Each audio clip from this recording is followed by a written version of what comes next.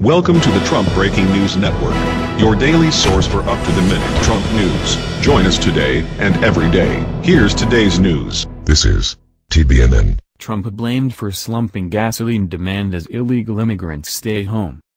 By Tyler Durden. At a time of year when gasoline demand should be soaring and inventories tumbling, neither is happening, and economists, policymakers, and politicians are perplexed. However, Barclays Capital has an idea. It's because undocumented immigrants are scared to get behind the wheel.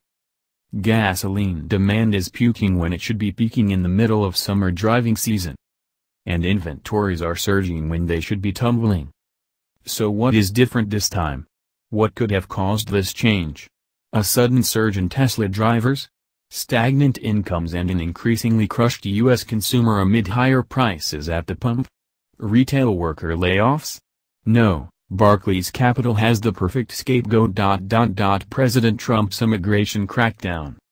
As Bloomberg reports, since President Donald Trump took office in January, the government is increasingly using routine traffic stops by local police to find and deport people without valid papers. While there's no data tracking the group's driving habits, some say they are staying out of their cars to avoid detection. Immigration policy had struck tremendous fear into the undocumented immigrant communities. Paul Cheng, an equities research analyst at Barclays Capital Incorporated in New York, said in an email. That alone may have reduced gasoline use on the West Coast, where most of the undocumented immigrants reside, by as much as 0.8% in the first 4 months, the bank estimated in May. Just how much gasoline is used by undocumented workers isn't known. But the populations are significant. In 2014, California had an estimated 2.35 million, and Texas had 1.65 million. Data from the Pew Research Center, a nonpartisan think tank, show that's about 6% of the total population of each state. The total for the U.S. is around 11 million.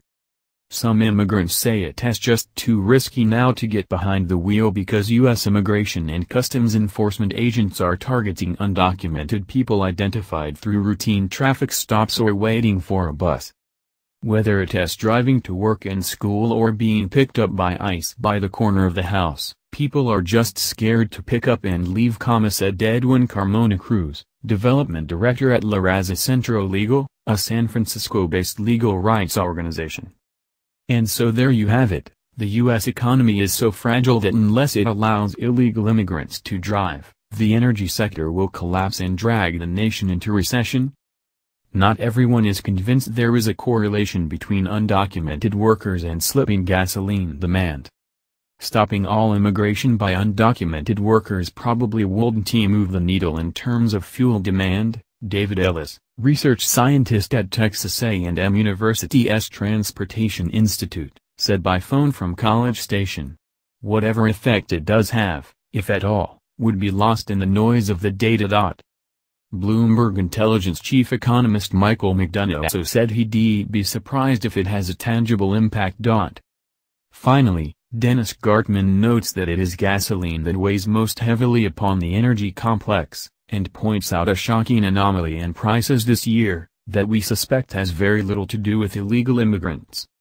A friend who shall remain anonymous, but Rich, you know who you are, was kind enough to send us the following bit of data stolen from the always brilliant folks at Bespoke Research, denoting the fact that in the past 13 years the price of gasoline at the pump has risen on average by 22% from late March into early June.